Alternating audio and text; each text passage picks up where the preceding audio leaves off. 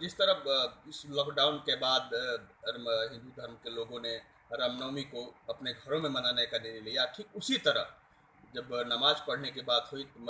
तो इस्लाम धर्म के लोग भी एकदम साथ में आए और एकजुट होकर यह निर्णय लिया कि हम मस्जिदों में एक साथ नहीं बल्कि अलग अलग अपने घरों में अकेले रहकर नमाज अदा करेंगे। ऐसे में अब सामने रमजान है, इसी लेकर क्या निर्णय लिया गया है हम आइए बात करते हैं। रमजान को लेकर क्या निर्णय लिया? देखिए, गढ़वा जिले के साथ साथ सभी जिले और सभी राज्य सरकार अपने एक एक नागरिक की सुरक्षा के लिए चिंतित हैं और इसमें सभी धर्मों के लोग के ऊपर ये खतरा मंडरा रहा है, ये सब लोग जानते हैं। इस कड़ी में जब भी किसी भी धर्म के त्यौहार की बात आती है, पर्व की बात आती है, तो सभी पर ना चाहते हुए भी एक बंधन लग रहा है। सारे पर्व त्योहारों को अब लोग घर में ही मना रहे हैं। अब एक अगला महत्वपूर्ण जो आयोजन है वो रमज़ान का है, जो अगले 2-3 दिनों में प्रारंभ होगा। राज्य सरकार से भी इसके बारे में स्पष्ट निर्देश हैं और हम लोगों ने भी यहाँ एक तैयारी करी है। सभी प्रखंड और थाना स्तर पर इसके आयोजन से पूर्व जितने भी गणमान्य व्यक्ति हैं इस धर्म के, उनसे बात करके ये संदेश दिया गया है कि रमज़ान में भी हम बाकी लॉकडाउन के आम दिनों की तरह अपनी गतिविधियों को सीमित रखें।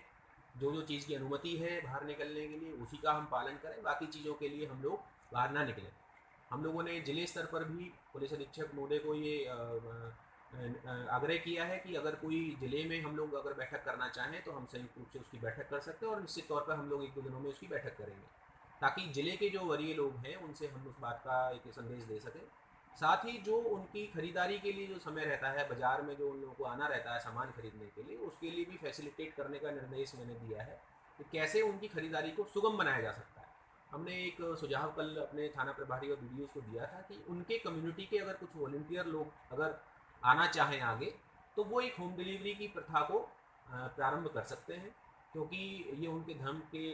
जुड़ी बात है, साफ़ सफाई से संबंधित बात हो सकती है। इसलिए उनके धर्म के जो वॉलंटियर्स हैं, यदि वो कहीं से सामान खरीद के उनके घरों में होम डिलीवरी करेंगे, तो मुझे लगता है एक अच्छा संदेश भी जाएगा और एक अच्छे पवित्र माहौल में ये पूजा भी हो सकती है और लॉकडाउन के बंधन को भी हम लोग पूरा कर सकते हैं।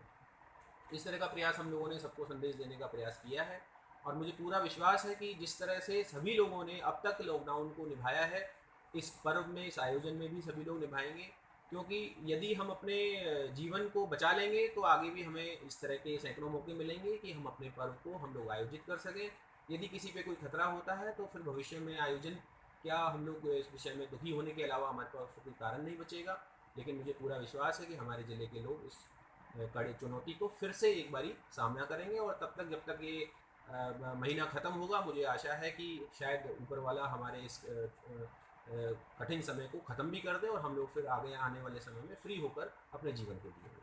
बहुत बहुत धन्यवाद। आपने सुना कि जिस तरह आज तक लोग आपने सहयोग किया है, साथ रहकर आपने एकजुट होकर इस कोरोना महामारी से लड़ने के लिए अपना सहयोग दिया है। आपने मस्जिद में न जमा होकर के, एक साथ न जमा होकर के, अलग अलग घरों में नमाज अदा करके एक संदेश देने का काम किया है। तो निश्चित रूप से उपायुक्त महोदय आपका खैर मकदम करते हैं। साथ ही इनका कहना है कि हमने इस रमज़ान को लेकर के भी पहल की है, बैठकें की हैं, साथ ही साथ उनके लोगों से भी बात होगी और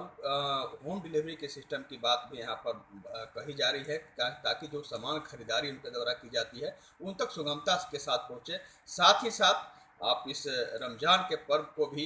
अपने घरों में ही, भीड़ में ना जुटकर घरों में ही खुदा से इबादत करें और साथ ही साथ यह इल्तिजा करें कि हम इस महामारी से अकेले के साथ साथ पूरा देश, पूरा समाज उभरे और एक बार फिर हम जब उभर के सामने आए तो अगले बार एक साथ जुट करके इस रमज़ान के पर्व को मनाएं। आशुतोष रंजन, बिंदास न्यूज़, गढ़वा।